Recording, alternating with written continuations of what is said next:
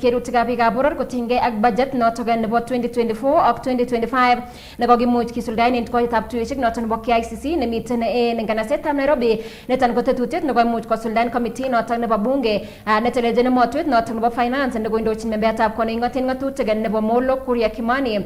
Akot kou noton ko en kasarta nekoiwongei tetutiet noton ako kikeni anan keng'alalen en taitab bunge en kasitab ang'wan noton nebo wikini kokotestai biik chekoimuch koista taitab committee inoton konerekyi kakwautik anan arorutik alak chemiten en budget noton cheboto tesetai aisurut en alak en tuguk chotok chekimokyingei en atkan kora.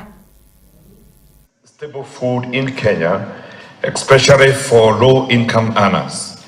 The taxation will raise the cost of living with devastating impact on the economic welfare of the citizens. So Bwana Chair, hapo naomba hiyo mkati ambayo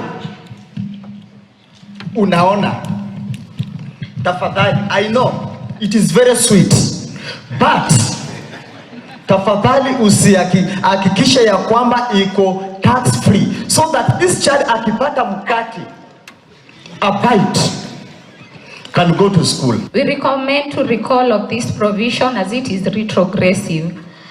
And the rationale for that is Kenya lacks a proper public transport and majority of PSV that run on transport sector are privately owned. This tax will make the cost of transport very expensive and passing it down to us as the population. We are for taxation because if our parents sacrifice the blood, let the current generation, Mr. Chairman, pay tax.